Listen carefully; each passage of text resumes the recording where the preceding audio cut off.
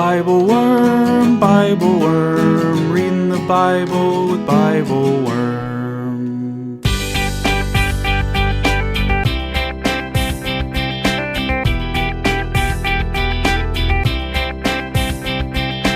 Welcome to BibleWorm, getting to the core of the biblical text. I'm Dr. Amy Robertson, Director of Lifelong Learning and Music at Congregation Or Hadash in Sandy Springs, Georgia. And I'm Dr. Robert Williamson, Professor of Religious Studies at Hendrix College and Theologian in Residence of Canvas Community in Little Rock, Arkansas.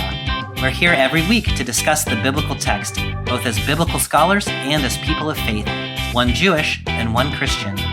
Today, in our series on creation care, we read sections from Leviticus chapter 26, verses 3 to 22, 34 and 35, and 40 to 45. It's a text that really presses the question, what happens when we lose track of the fact that we're part of this magnificently interconnected system, and we begin to imagine that we can, or even that we must, function on our own? How does the anxious productivity of humans impact the rest of creation? And once we realize the harm we have caused, how do we move toward healing? We wish this text didn't feel as close to home as it does, but we're glad the text is here. Thanks for being with us. Hey, Bobby, how are you today? Hey, Amy. I'm pretty good. How are you? I'm good. And as I was preparing for our reading today, I'm not sure that I should admit this, but I'm going to. I read through the text. So we're reading Leviticus 26. Yeah. Reading a couple sections from Leviticus 26 today. And as I was reading through it, I was like, is this the right text? Like, do I have these verses correct? And I had to work a little bit harder than usual, I think, to see the connections that I ultimately saw with creation care. But this was the exciting thing. Back when we first started this series, I was talking about the scholar Ellen Davis and how she said that she eventually realized over the course of her study that you can talk about the land and the natural world as a character in almost any part of the canon. It's always there. Yeah. You don't actually have to pick and choose. So I know that we did pick and choose, but also it was really powerful for me to have a text where it wasn't like immediately in my face, this text is about creation or this text is about the land or the animals, but to sort of slowly realize the way that the text is just like seeped in that. Yeah, this is not one of the sort of typical creation stories of the Hebrew Bible. This is, we don't get a story of creation, like the act of creation here at all, which is sometimes how you think about creation texts. This is sort of creation care, and this text comes out of that sort of the care issue related to creation as much as anything. So I think it's to me this is one of the most interesting pieces. We'll see what we think after we record today, and if it turns out to have been interesting or not. But this was one of the texts that I've been excited about since we put this series together, because it's thinking about the way human beings relate to the creation and what the ethical implications of that are and how that might play out. And I think it has a lot of connection to some of the themes going on in our own time about environmental devastation and things such as that. Yes. Those were maybe a little further in the background for some of our other texts. And exactly. This week they're much more front and center. Exactly. Yeah. On the Spirit and Truth side with this joint series, this week they're talking about care for land animals and other people. And so we're kind of, we're extrapolating from that care for other people a little bit. We talked about land animals last week with Psalm 104. This week we're kind of thinking about the way we relate to the environment and the implications that has for human communities. That's kind of how I see this fitting in with their series. Yeah, I am excited to see how this fits in. And, I have this association with this text. Sometimes this text is referred to in the Jewish community as like the blessings and the curses. Yeah. Like, if you do good, here are all your blessings. And if you do bad, here are all your curses. The text does not use language like that. Like, it's really sort of a shorthand. but reading it through this new lens, I think I don't know. I'm excited to read with you. I think that's all I wanted to say with that lengthy introduction. Yeah, yeah. That it's been fun to read it in this context, and I want to hear what you think. Yes. It's so funny to me when you're talking about like, oh yeah, in my community, like this Leviticus 26 text is known as, and then you have like this whole story of like how Leviticus 26 enters into your community. How is it known in your community, Bobby? I'm like, I'm pretty sure most people in my community have probably never read Leviticus 26. Maybe Leviticus at all. Like we like the narratives in the Hebrew Bible. Yeah. No, I understand that. Yeah, it's just a different division, but we do get to grapple with this one. Indeed. So, Bobby, our reading today we mentioned is Leviticus 26. We're not going to read the entire chapter. We're reading verses 3 through 22, 34 and 35, and then 40 to 45. Yes. We have been in the Psalms for a couple of weeks now and are back in the Torah, back in the books of Moses. Is there any kind of context, grounding you want to lay for us here?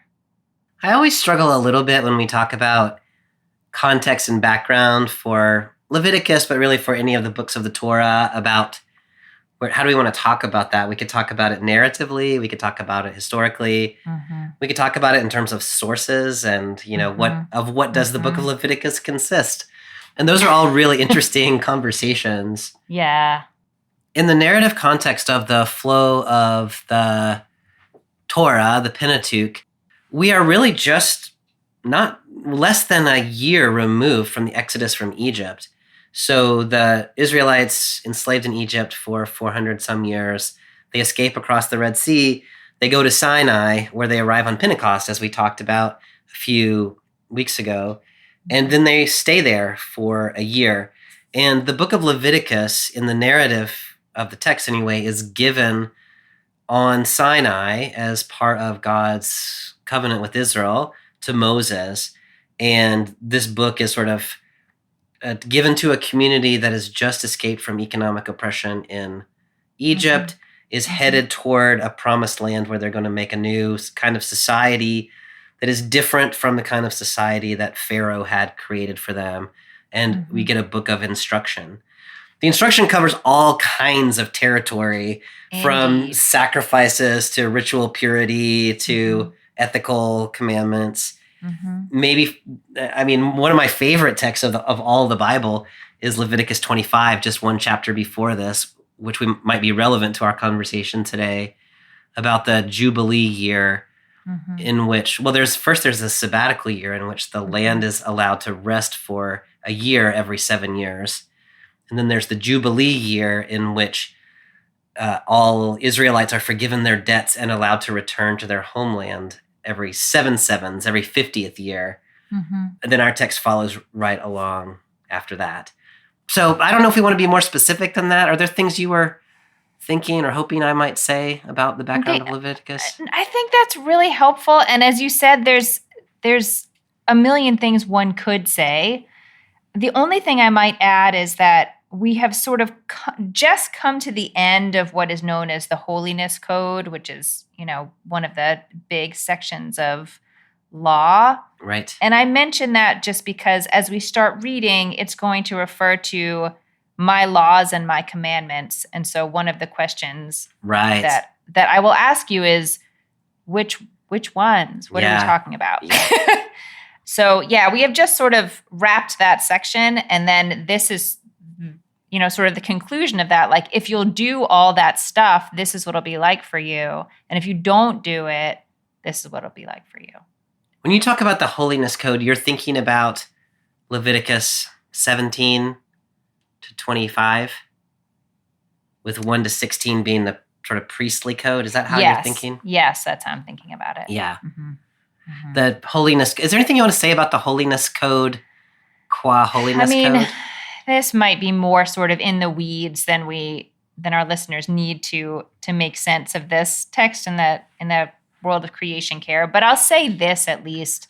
I think a lot of people reading Leviticus, it just sort of all mushes together after a certain point. There is a lot of talk about ritual and holiness and some laws that make a lot of sense to us now and some laws that really don't make a lot of sense to us now.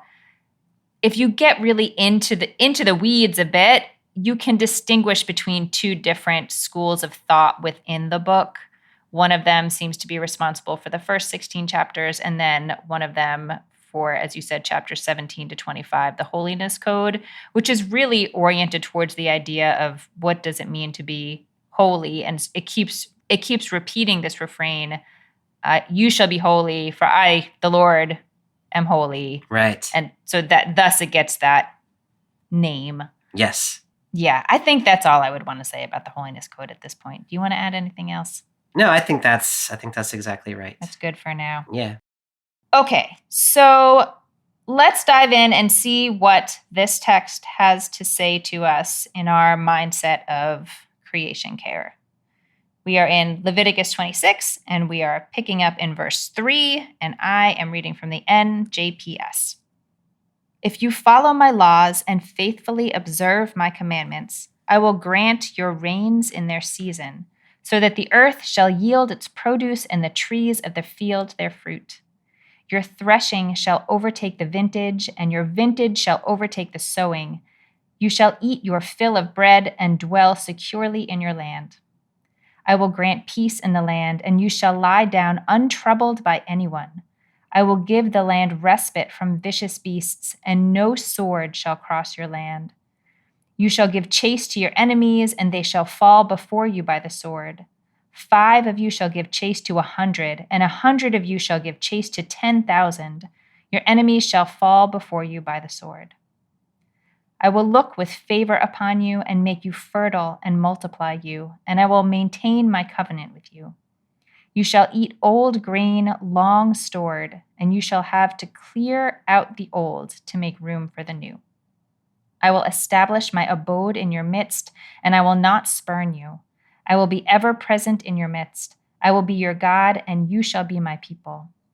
I, the Lord, am your God, who brought you out from the land of the Egyptians to be their slaves no more, who broke the bars of your yoke and made you walk erect. Mm-hmm. Okay, so I've already mentioned to you what I think my first question is, but when this starts off, if you follow my laws and faithfully observe my commandments, does anything in particular come to mind to you that they're referring to? How do you understand that? No, that's an important question, Amy. And to me, I'm not sure that it's 100% obvious. If you back up to verse 2, you must keep my Sabbaths and respect my sanctuary. I am the Lord. And we're going to see that Sabbath becomes important through this text. And so I think at least that is kind of in mind. Mm-hmm. My head wants to go to a couple places. One is just the Decalogue, to say that this idea of respecting the sanctuary, keeping the Sabbath, like these are part of the 10 Commandments. And so maybe we've got that in mind, sort of extrapolated. Mm-hmm. A little bit what I was talking about earlier in the introduction, too, was Leviticus 25 is the text that comes immediately before this. And it has that provision of leaving the land fallow every 7th year, forgiving the debts of fellow Israelites every 50th year, and making sure, reminding the Israelites that the land does not belong to them, but that it belongs to God, and therefore that it needs to be tended properly. Mm-hmm. And so I kind of have this mixture in my head of those things, like generally the kinds of things that God has been saying since they arrived at Sinai back in Exodus, maybe specifically these kind of, I mean, this might just be who I am as a human being too, these kind of provisions about how do we treat the land, how do we treat our neighbor, how do we responsibly conduct economics. Mm-hmm. Mm-hmm. What does that look like from your perspective? I really appreciate the way that you're helping me to sort of, I think I'm so sort of in creation care mode now that I'm thinking about a little bit differently, which I will tell you about in a minute. But I really appreciate the way that you are intentionally like weaving us back into the totality of what has been put before the Israelites as this is the covenant, this is the deal. And it is not just to care for the earth. Right. It it's a lot of things. And they are sort of all intertwined in different ways that we'll see in this text. I think that this particular time reading the text, those words struck me as very holistic. And like I just have this idea in my mind, at the front of my mind, that the laws and the commandments, just like the whole way that creation is set up, are not arbitrary. Yes. Even if you don't understand them. Yes. You might understand them and they might make good sense to you and you might agree with them, but you might not understand them. And I feel like it's an invitation to say, like, there is a big picture, there is a system Yes. that is magnificent in its artistry, and you just have to believe that it is and take your place within the system. The system of creation and the system of the laws and commandments that God has laid out in terms of how the different parts of society should relate to each other. I 100% agree with that. I love the way that you said that. And, some of the imagery in this text, as we'll talk about, is familiar from some of the texts that we've been reading about the rain and the grain and the you're going to have so much harvest that the next harvest is coming before you finish the last one. Right. But then, and so we've been reading those in the previous weeks as they're like, this is just the way the world is. And here we get a stronger sense of this is the way the world is if you respect it as such.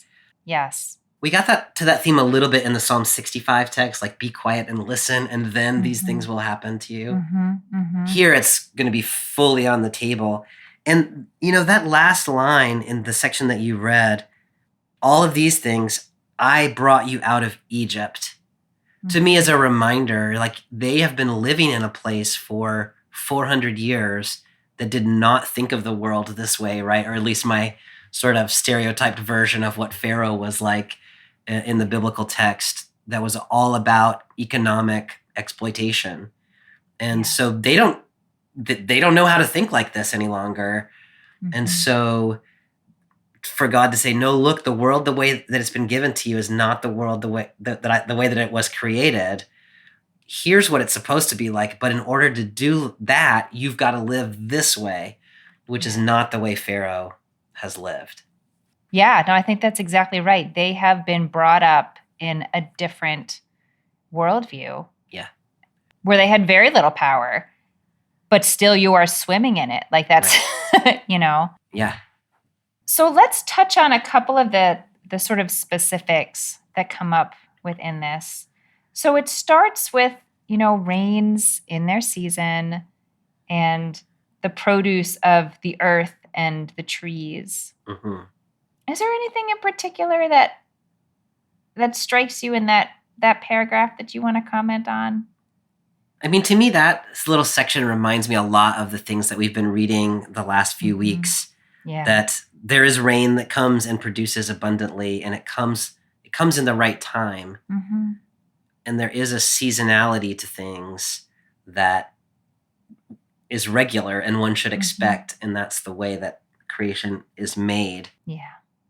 And that's sort of the rain will come, the land will produce. Like it's just this sort of like, this is just the way that it is. Like it's designed this way.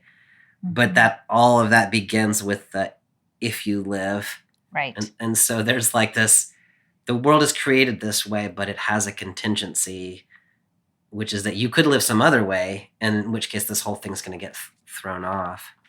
Yeah, no, I think that's exactly right. And I like the way that it's like it's if you do what you're supposed to do, the earth will do what it does, and the trees will do what they do, and it all works together, Everyone will do their thing. I really love that image. I don't quite know why, but the threshing season lasts till the grape harvest lasts till planting time.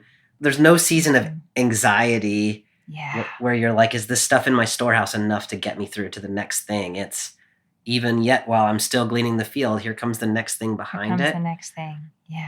I'm not a farmer. I don't live in that agrarian cycle, but to me that just feels so lovely. I don't know what the parallel is for me. Like maybe Am I going to have enough money in retirement or something? I don't know quite exactly. No, I think that I like that you use the word anxiety there, because I think that sense of abundance is real and important. And, we'll see it again. We can skip down now to look at verse 10. You shall eat old grain, which sounds like such a funny blessing. Yeah.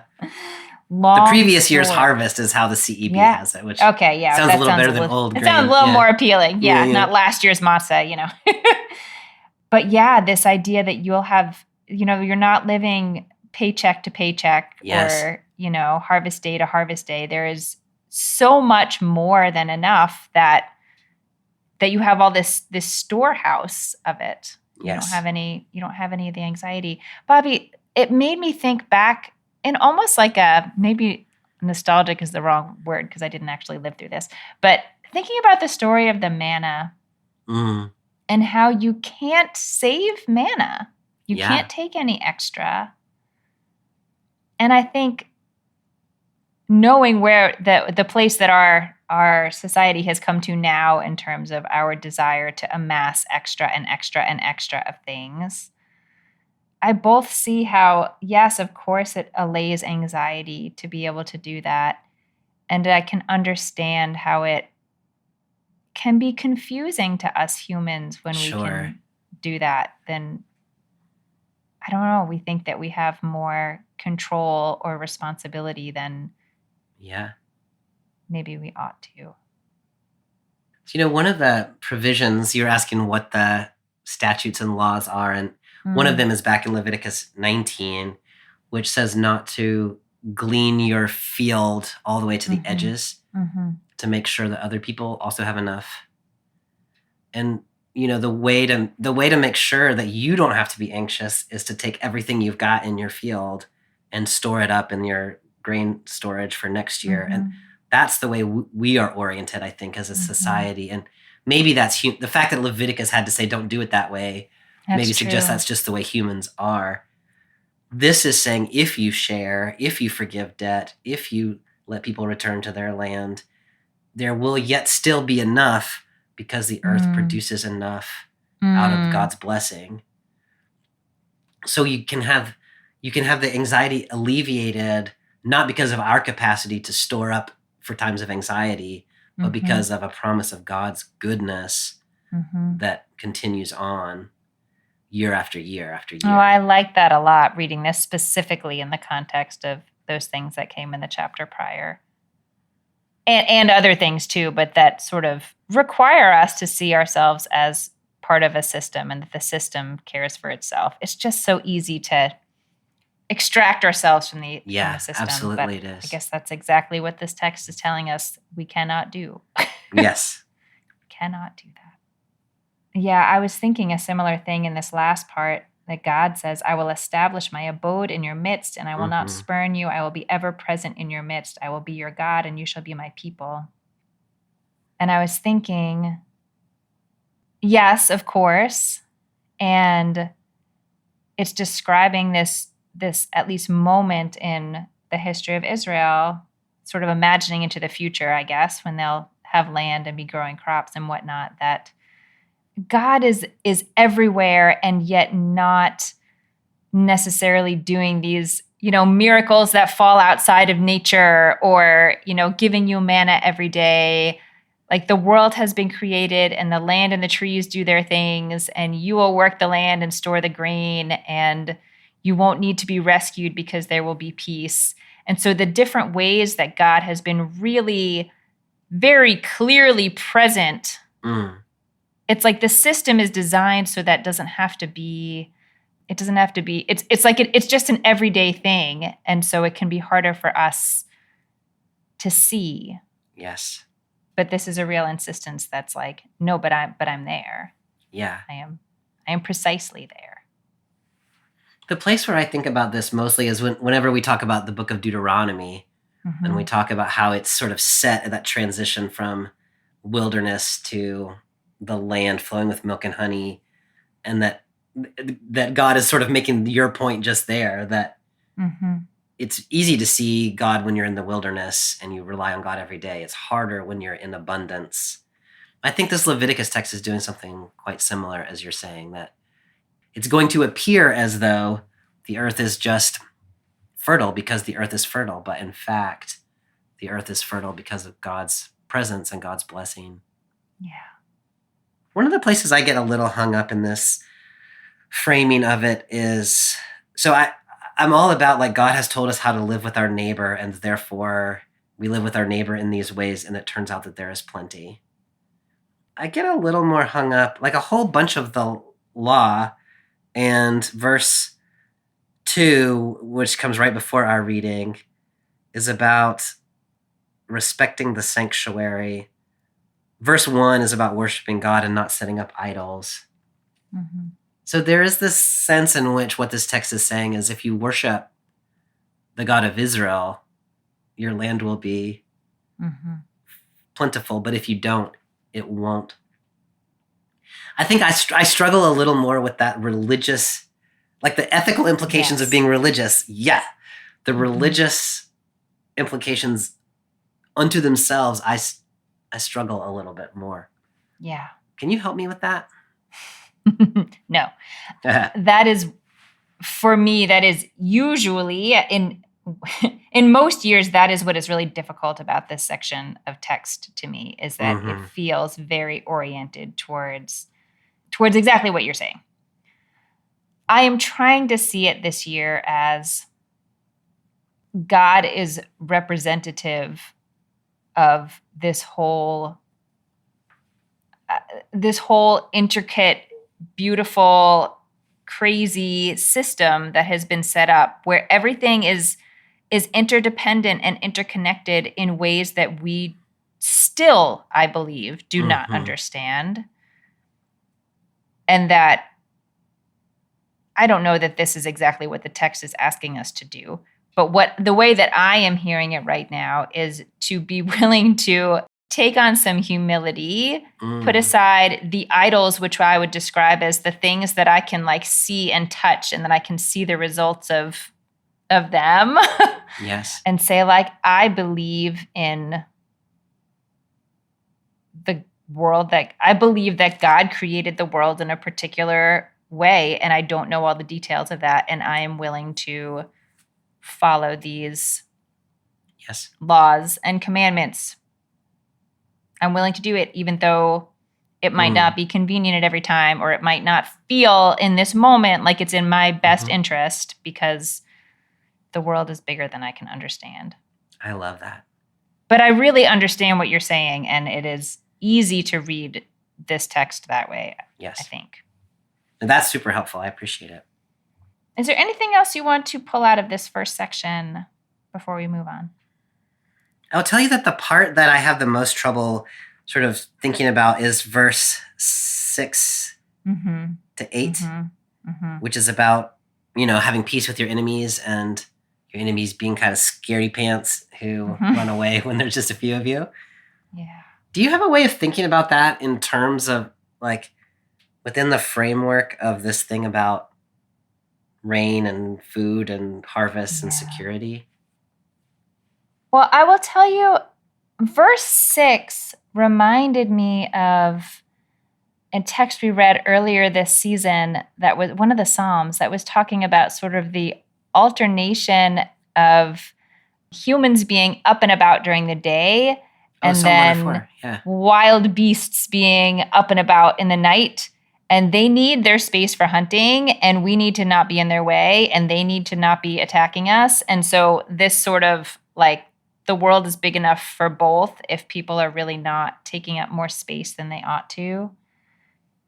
I'm not totally sure how that fits, honestly, with giving chase to your enemies, where you are perceived as more powerful, and so your enemies just get out of your way. I don't know.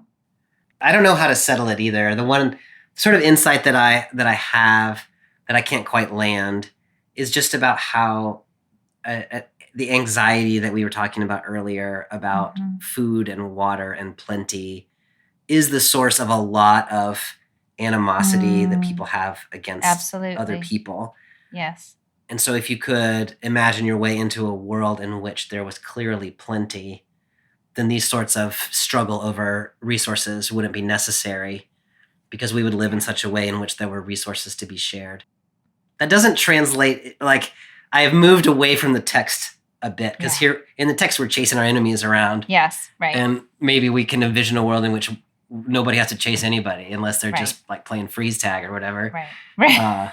Right. But at least we sort of like this connection of resources and anxiety and how that causes human strife, I think is worth and imagining a reflecting on. world in which you do not have to be afraid. Exactly.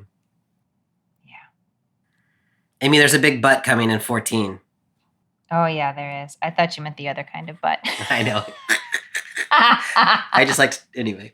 I have jokes, but they're not very good. Just yesterday, I was reading, which Psalm? I think it was 35. And it has this line that's like, it's a lament. And it's like, I am the particular butt of my neighbors. And I just laughed for like 10 minutes. The particular butt of my neighbors? I am the particular butt. That is amazing. I don't even know quite what that means. It's that you're the buttiest butt of your of your neighbors. Who are you the particular butt of? Okay, we'll discuss that later. Yes. Hi everyone, it's Bobby here from BibleWorm. We hope you're enjoying the podcast. Amy and I started BibleWorm a couple of years ago because we wanted to create a space where we could talk deeply about the Bible in ways that bring together our academic backgrounds in biblical studies and our deep engagement with communities and people of faith. We decided to make this resource free because we want everyone to have access to sound biblical scholarship that connects biblical faith to everyday life. We hope you're finding the podcast fits that need. That said, while the podcast is free, making it is not. Amy and I and the rest of Team BibleWorm spend a lot of time and energy studying, recording, and editing the podcast to make it freely available to the public. If you enjoyed the podcast, and if you find yourself in a position to support our work, we hope that you will consider becoming a BibleWorm supporter for as little as $4 per month. For a bit more, you can also get early access to episodes, weekly liturgies, video Bible studies, join a monthly discussion group, and more. We realize not everyone is in a position to support the podcast, but if you appreciate our work and want to support us, we hope you'll check out our Patreon at patreon.com/BibleWormPodcast for more details. Thanks so much for listening, and now back to this week's podcast. Okay, picking up in verse 14. But if you do not obey me and do not observe all these commandments, if you reject my laws and spurn my rules so that you do not observe all my commandments and you break my covenant, I in turn will do this to you. I will wreak misery upon you, consumption and fever, which cause the eyes to pine and the body to languish. You shall sow your seed to no purpose, for your enemies shall eat it. I will set my face against you. You shall be routed by your enemies, and your foes shall dominate you. You shall flee, though none pursues.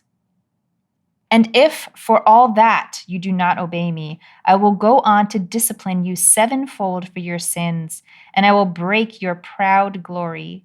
I will make your skies like iron and your earth like copper, so that your strength shall be spent to no purpose.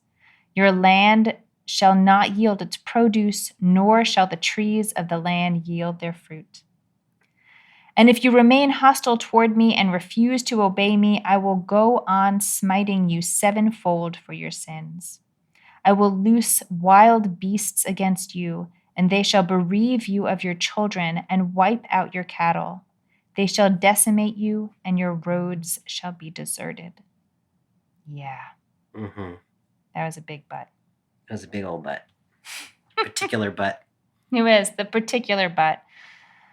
Okay. So here we have a series of disasters of different kinds that are being threatened. That it seems like the threats are meant to motivate a change in behavior, not just to say like you're punished because you were bad and it's a punishment. It's like each one is like, I'll do this. And then if you still won't, it's trying to motivate better behavior, but they're still pretty intense.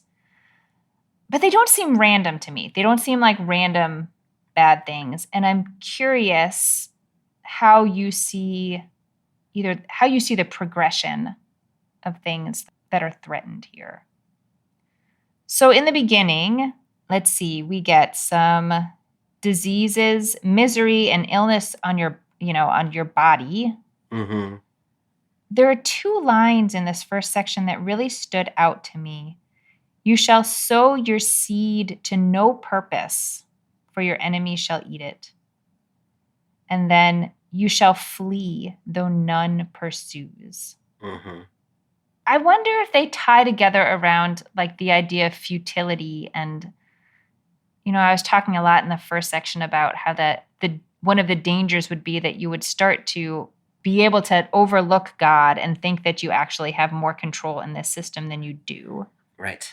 And this is really, that's pretty pointedly showing you that that's not true.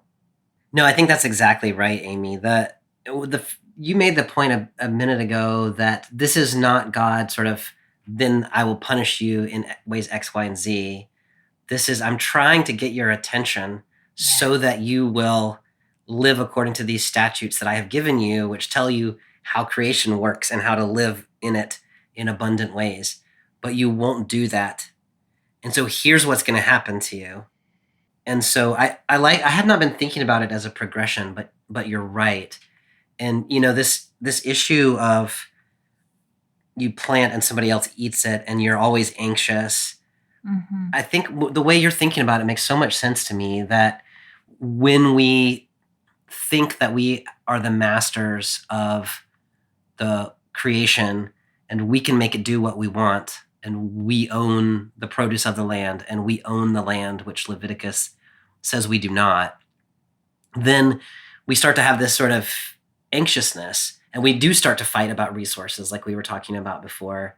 And even if we're not actually being conquered by our enemies, we're constantly afraid what's going to happen when. And so we build up our military and we, arm space, and we do these kinds of things to protect our natural resources, even if no one is actively trying to get them at the moment. And so, this just all rings true to me, that once we start to think that we're in control of everything, then we become anxious about our capacity to control.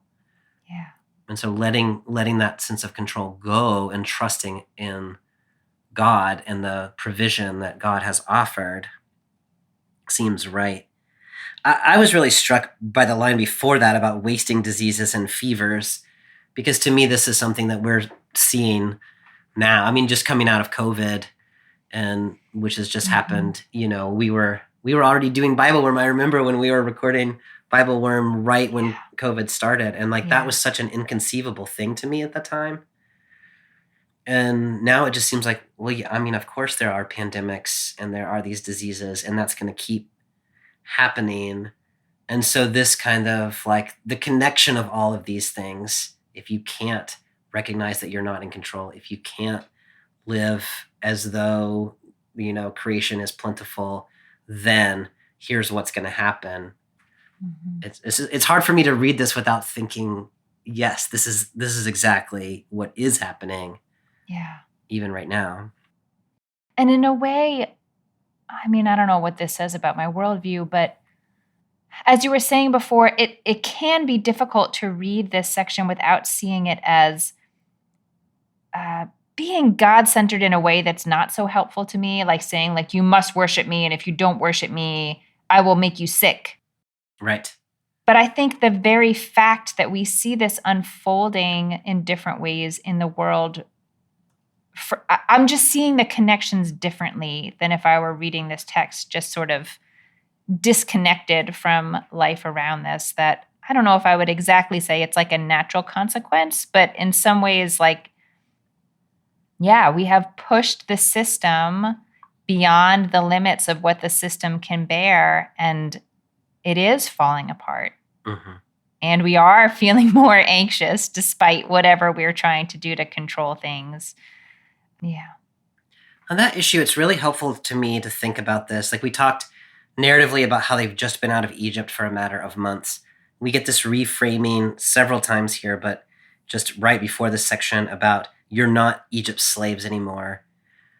So when we talk about this worship me or pay attention to my statutes, to me, we're being almost given an either or, and the either or is follow God in the way God has given us, or follow Pharaoh and the acquisitiveness of Pharaoh. It's not about like the diversity of world religions and like which ones are right and wrong. I absolutely agree. Yes. Yeah. So when you read it that way, then it's like, okay, yeah, we have a choice to make, one or the other. And if you choose the Pharaoh way, if you choose the accumulation way, here's what's going to happen. That language in verse 16 is, I will do the following to you, or at least in the CEB. And so there is a sense in which God is being active here.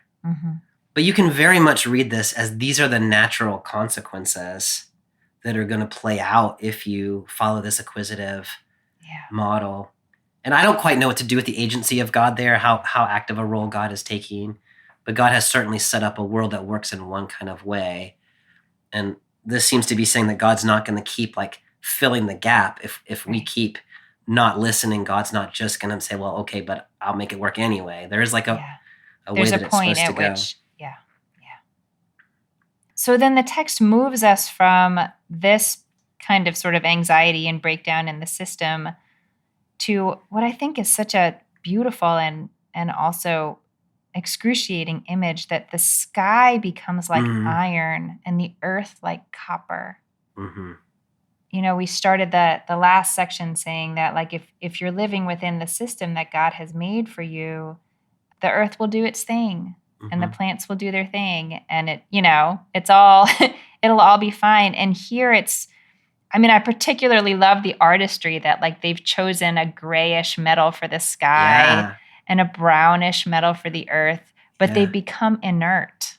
Yes. Like the life is gone from them. Inert and impenetrable.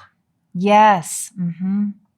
It reminded me a little bit of that line in Psalm 65 that was about the early fall rain, like softening the ground so you could till it.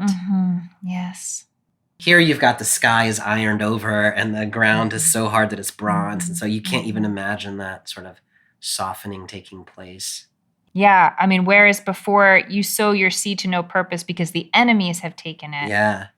Now the earth itself cannot produce. Right. Which to me feels scarier, I guess. Absolutely, it does. Yeah, here to me is one of the places where the sort of, we've been talking a lot about economics, but now we're starting to get into creation itself is affected by the decisions that we make. Yes. Which is absolutely true. And so the fact that we have not listened now results in a change in the environment precisely so. The sky is different. The earth is different. I appreciate the way you said that. It's not just about anxious enemies are stealing your stuff, but we have initiated a change in the way the world itself works. And then what do you pull out of the last section of this, Bobby, about the wild beasts? Loosing the wild beasts against you who will bereave you of your children and wipe out your cattle.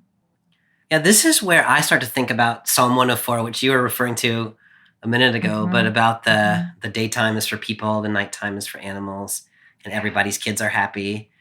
Here, once the rules are no longer being followed by humans, that sort of breakdown of appropriate places falls apart. And so now there's wild animals that are out when people are out and out of their normal habitation. Like you got a coyote in your backyard, for instance. Like things like that are happening, and the results of human activity or human refusal to be constrained according to the laws set forth in the Torah result in this world in which human space, human time, animal space, and animal time get all mixed up. And it's bad for everybody, right? It's bad for humans here, but it's also bad for the animals. Yes. And so the natural order of things has fallen apart.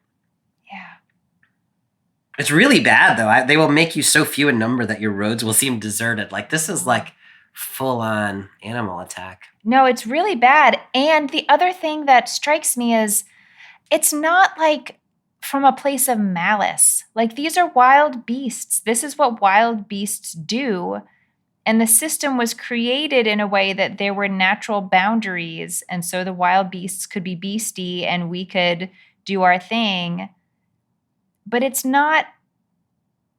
is not an evil force in the world. This is just when no one's respecting when we're not respecting the boundaries and we're not upholding the system as it was designed, this is what happens. There is real danger in the world that, we need to be respectful of, almost like we need to take seriously. That's so important, Amy. I was not going to put that together for myself, but that's really important. The wild animals they're just wild. Yeah. They're only dangerous when these sort of boundaries are breaking down. Yeah, it's absolutely right.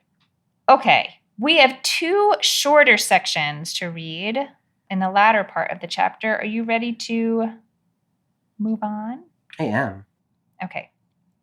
So the first one starts at verse 34. Then shall the land make up for its Sabbath years throughout the time that it is desolate, and you are in the land of your enemies. Then shall the land rest and make up for its Sabbath years. Throughout the time that it is desolate, it shall observe the rest that it did not observe in your Sabbath years while you were dwelling upon it. Okay, I think we need a little bit of context to get us from where we were to here. When it says, then shall the land make up the Sabbath years. When is that? I mean, so I think there's a couple of ways of reading it.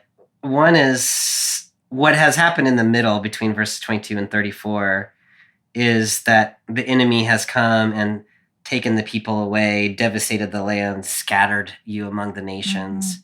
Which it's like exile. I assume is reference to exile. Kicked out of the land. Yeah. And so that's, I think, the precise picture of what this has in mind is the exile. But if you just read it following on verse 22, it's like the lions and the bears ate so many people that there's nobody left. That's interesting. That's true. Yeah. That's true. So, I think, and this is when we decided how to divide this chapter up for our lectionary purposes. First of all, if you just read on through there's so many curses that it gets really kind of exhausting. Yes, it does. And second of all, I don't really necessarily know how to think about exile from a modern context, but I do know how to think about the land becoming devastated by all of the horrible things that are happening to it because of us. And so I think it's worth sort of maybe thinking about it on both of those levels. Whatever causes the land to become desolate. Yeah. This is the outcome. Yeah. So interesting to me that the language for the land there, the CEB has it in verse 34. The land will enjoy its Sabbath. The land will rest and enjoy. Yeah. So this thing that's like human destruction. Yes.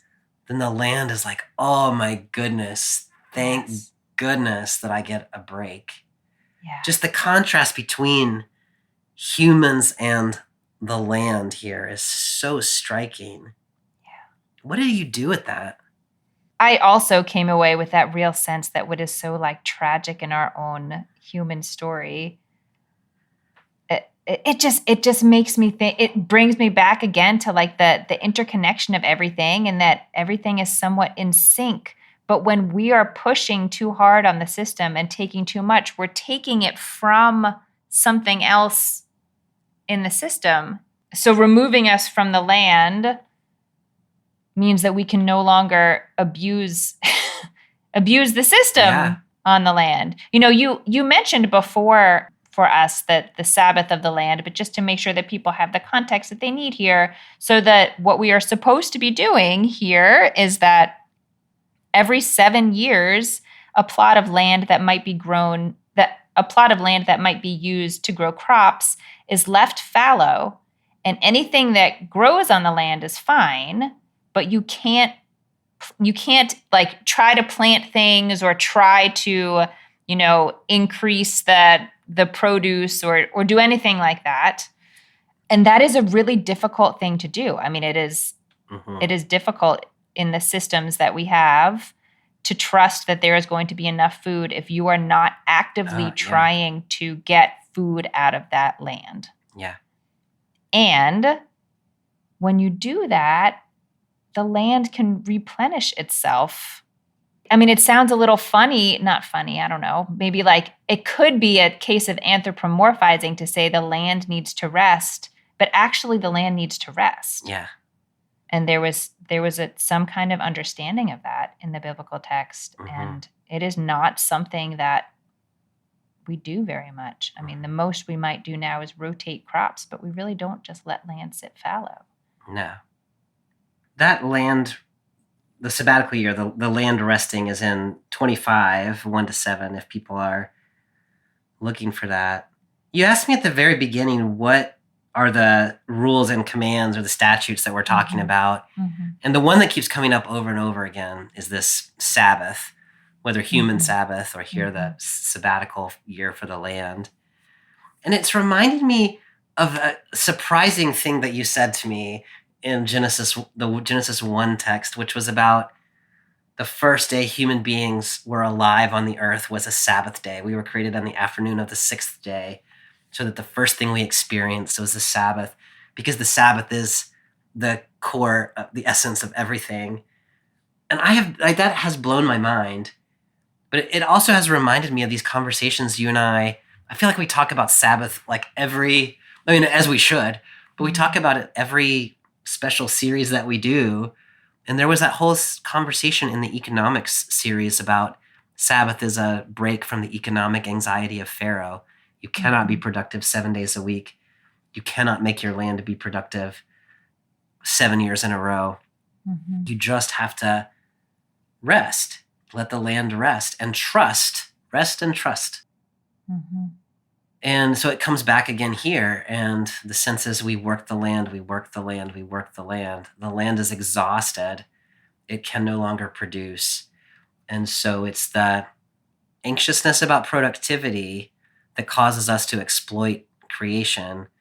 And then we were last, I can't remember if it was Psalm 104 or Psalm 65 or both of them, but we were talking about humans and the earth as like siblings and like we're like the water and like how close we are. And here we're enemies, right? It's like the earth is like, oh my goodness, thank you for getting rid of those people so that I can have the rest that I need. And so it's just the alienation that has happened here. And it's all about not observing Sabbath. It's all about not resting and reminding ourselves that God is God and we are not. That leads to all of this, it seems. Yeah. Bobby, that's making me think too, like we've been talking a lot in this series about natural boundaries between things. And it seems like by removing the humans from the land, either by having them eaten by wild beasts or having them sent into exile or whatever it is, there wasn't meant to be a boundary there. Like that was meant, we were precisely meant to be in the world helping food to grow from the land and being in relationship with the land, but we couldn't do it. And so now there has to be a boundary. Now the land has to be without people and it's relieved, but it doesn't have the people. Right. Which is, I don't know, maybe a little sad. Not sad in the context of we were exploiting it, but not exactly the way it was meant to be. Right. And we have to be somewhere else or in the belly of a wild beast. Yeah. And it's because we couldn't follow those rules that were given to us about how to live in harmony with created order. Yeah. Is there anything else you would like to bring up from here, or shall we do our last little section? Let's do our last little section. Okay. Then I am picking up in verse 40. They shall confess their iniquity and the iniquity of their fathers, in that they trespassed against me, yea, were hostile to me.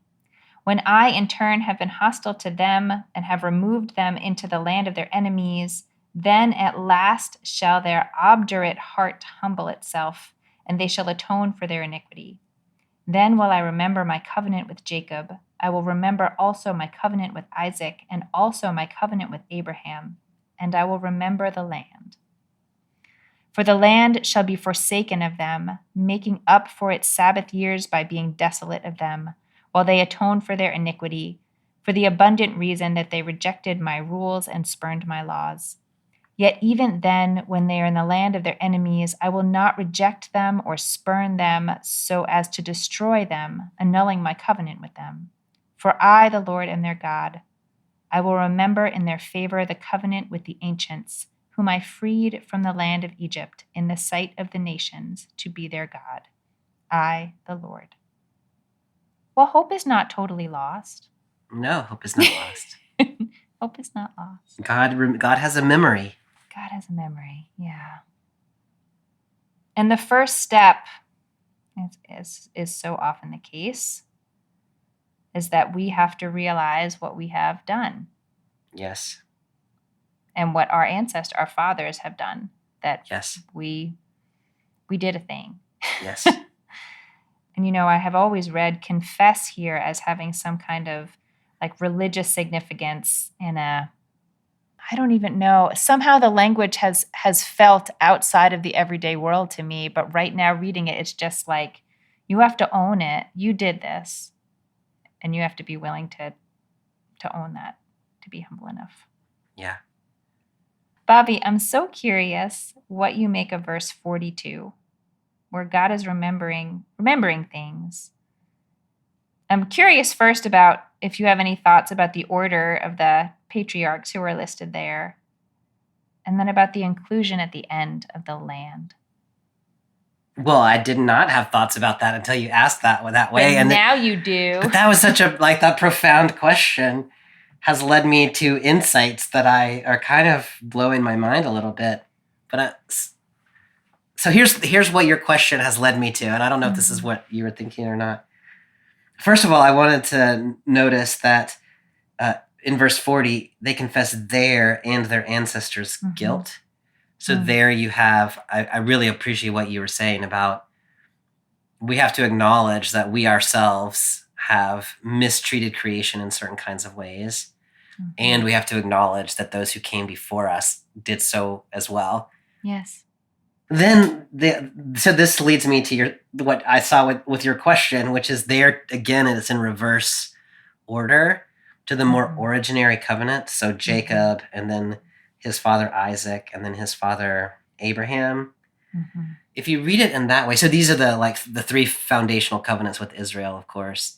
Then when you put the land before that, then this implication there is that God had sort of a prior covenant with the land, which existed long and well before those covenants were in effect, which is kind of how we've seen it in Job 38 especially, but in our other texts as well, that God had an ongoing relationship with creation prior to even the existence of humankind, let alone to any covenants with humankind.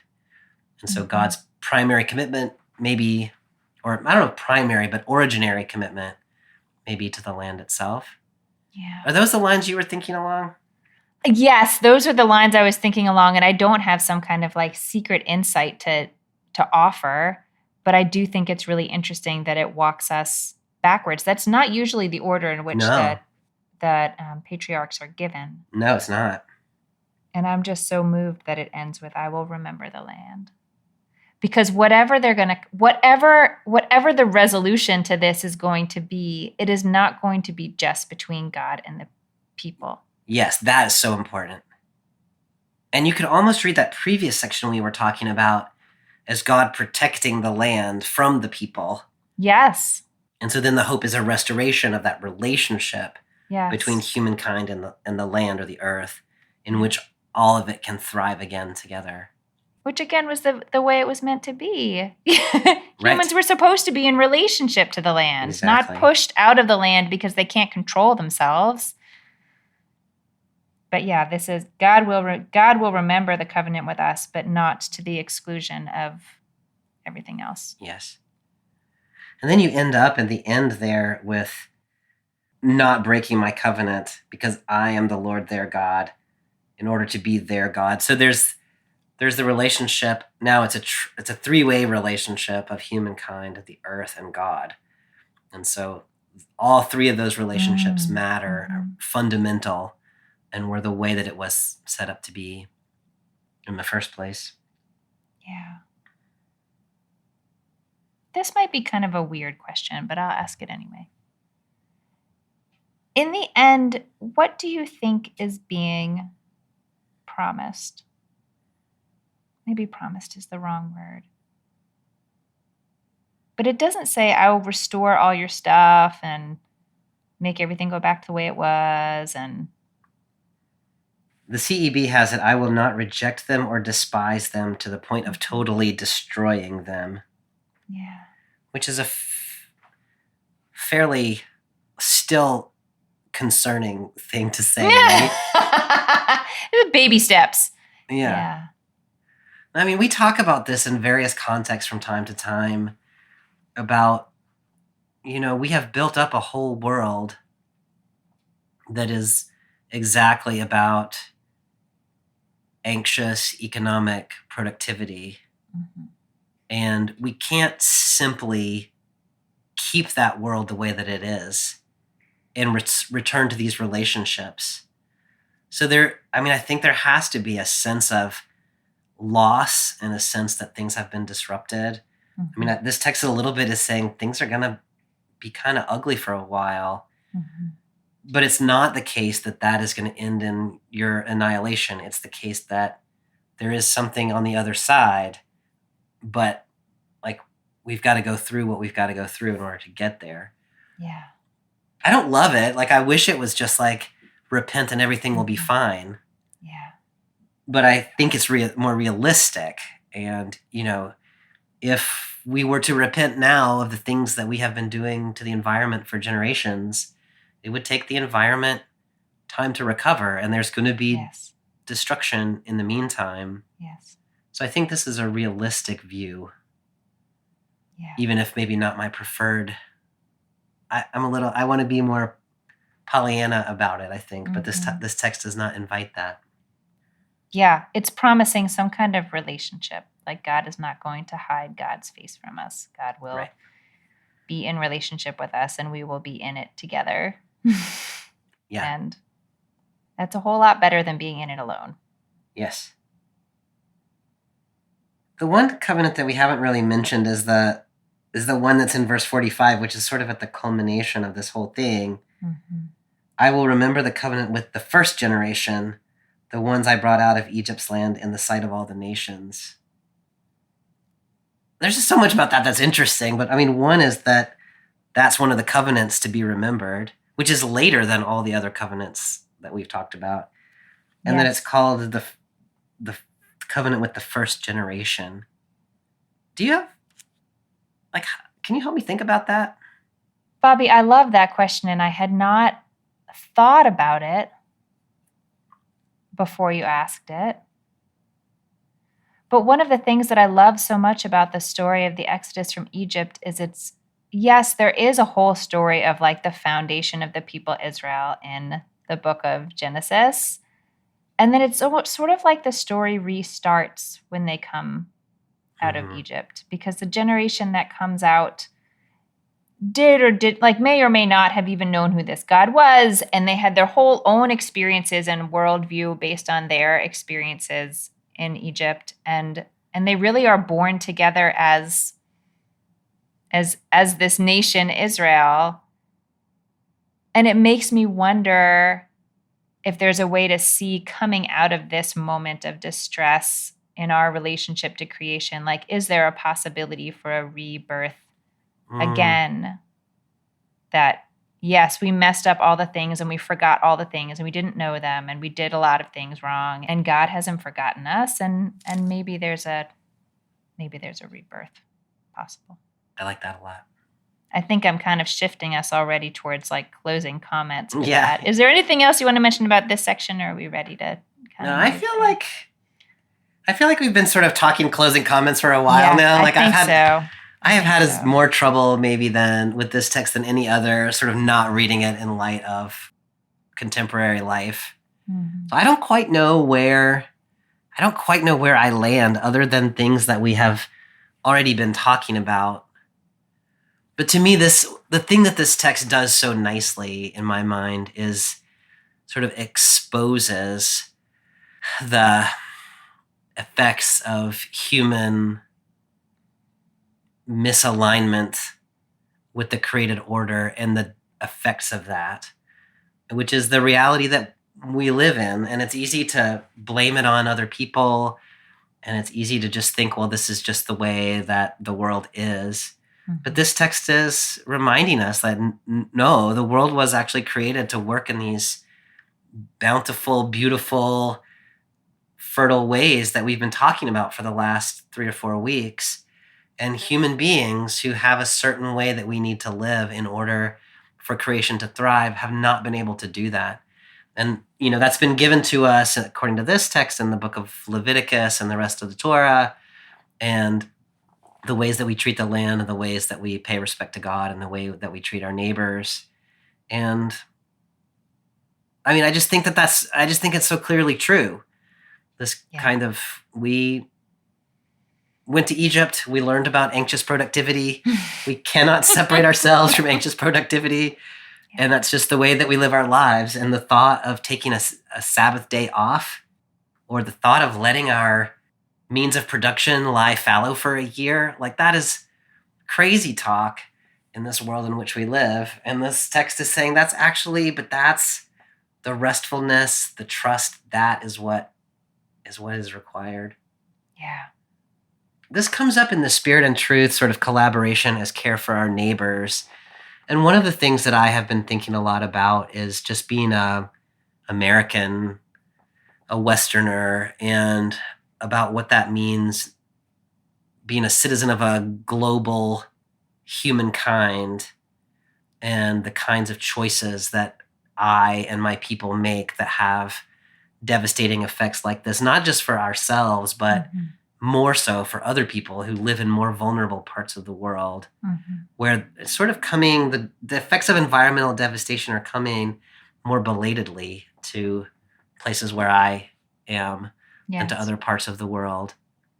The care for the world here is about recognizing the effects of the way that we live on our neighbors and committing ourselves to returning to placing God first. And like we talked about a few weeks ago, being satisfied with what God has on offer and resting and allowing the world to rest and recover.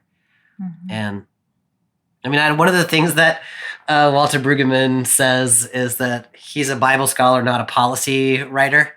And so I don't quite know what the policy is that you write, but I know what the message is here from the biblical text, which is we need to make some changes. Yes. And so I don't pretend that I know exactly how I should live when I wake up tomorrow, but I know that this is a matter of some urgency for people of faith to be thinking about with all of our energy and resource. Yes. Yeah, I love that. What about you, Amy? You spoke so beautifully, Bobby, and I don't want to add, I think I just want to tag on one additional thought related to the connection to our neighbors, which is, as you were talking, I was thinking, not in terms of policy, but in terms of I buy it. I feel like I get what this is saying, and I believe it, and I see it in the world. And I am one person. What does that? I am one person who lives in a city who, what does this mean for me when I wake up in the morning?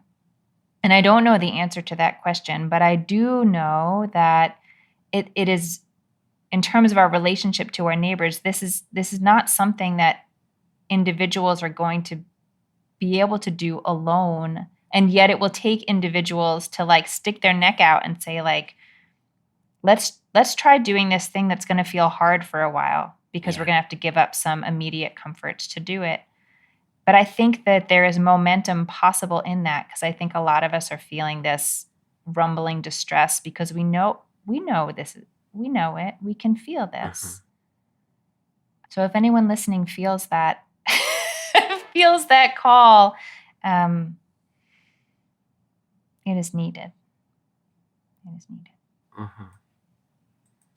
Bobby, next week is our last week of this summer series, and we will be reading Ezekiel chapter 47. Again, not a book that people often turn to when they are thinking of creation care, so I am excited to see what we'll find in there. Yeah, me too. This has been a good conversation, Amy. I appreciate it. It's been really helpful. Thanks, Bobby. And I will see you next time. All right. See you then. Bye.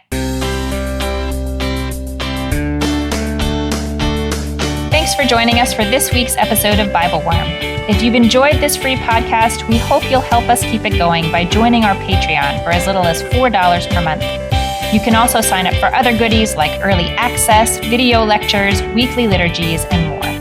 Visit patreon.com/BibleWorm podcast for details. BibleWorm is produced and edited by Bobby Williamson. Our theme song is sung by Colin Bagby, and our theme music is The World at Large by Dano Songs. Many thanks to all of our Patreon supporters for helping make this podcast possible.